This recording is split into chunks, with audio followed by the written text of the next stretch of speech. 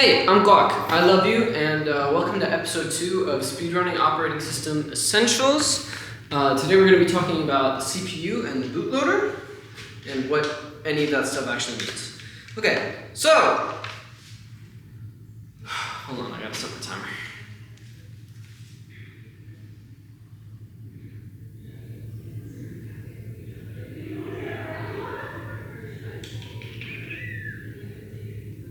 Alright, so, what is booting? Booting is the process of actually putting the kernel code that you wrote onto the hardware so that it's running and loading and actually doing the stuff you want it to do.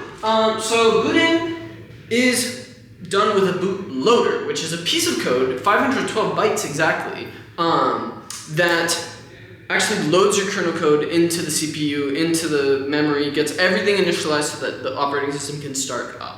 But you just put it at the beginning of your kernel. It's like 512 bytes, and there's two different types of bootloaders. There's 3 different types of bootloaders. There's one stage, two stage, and like multi-stage. So basically, you have 512 bytes in which you can load your operating system, which is like nothing. 512 bytes is 512 times 8 zeros and ones. Like that's no space at all. So most bootloaders are two-stage bootloaders, which means that they're like a rocket ship. They're composed of this little tiny 512 bytes that actually just loads the rest, and then it loads a larger bootloader, which then loads in the rest of the system, because 512 bytes isn't going to set all the registers and all the memory and stuff that you need to get things working. So that's a multi-stage bootloader. Or if you're a complete and total nerd, you can actually fit your whole bootloader into 512 bytes, and that would be a one-stage bootloader. So it just goes, and bam, you're done. There's your operating system. So how does a motherboard boot an operating system? Well, the motherboard does something called post. You've probably heard of this before if you've ever worked with PCs. So post is power on self-test. So first, it looks for bootable devices. So it looks for all the devices that are connected to the system and says, hey, does any of these have a bootloader on it? If so, then it looks for some magic number boot signatures, which a low-level dev is all full of like magic numbers and stuff that doesn't make sense.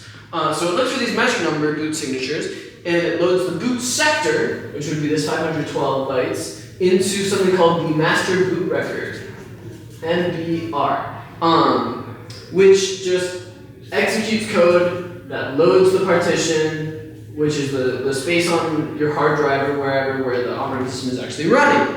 So with only those 446 bytes, it actually like finds all the data for your operating system and loads it into the system.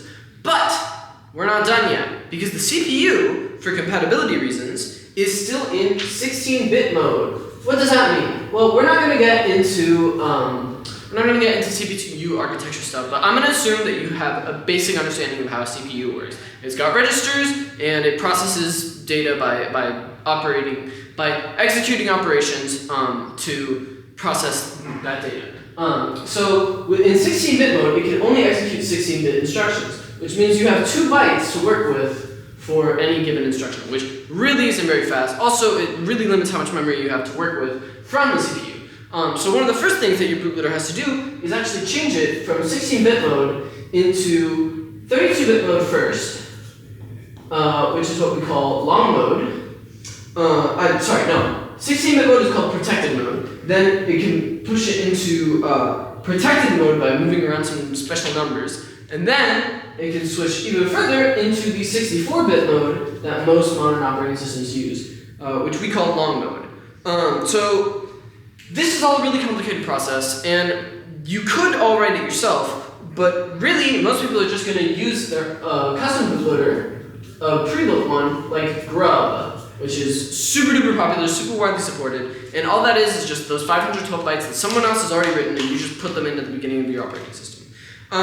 So yeah, actually I think this is just going to be booting, because I haven't even started covering like the CPU and everything that happens, and I only have 30 seconds left. So we're going to do CPU next, so I'll talk a little bit more about booting. So Booting is a really tough process because you're working with so little space and you have to be really, really quick about how you're initializing stuff. Like I said, it's full of magic numbers that you have to look up and go through a lot of documentation. But once you've done it, you're good, you're free. You can load all of your memory, access all of your hardware, and I'll talk to you about the rest in like 2 minutes. Cool. Bye-bye.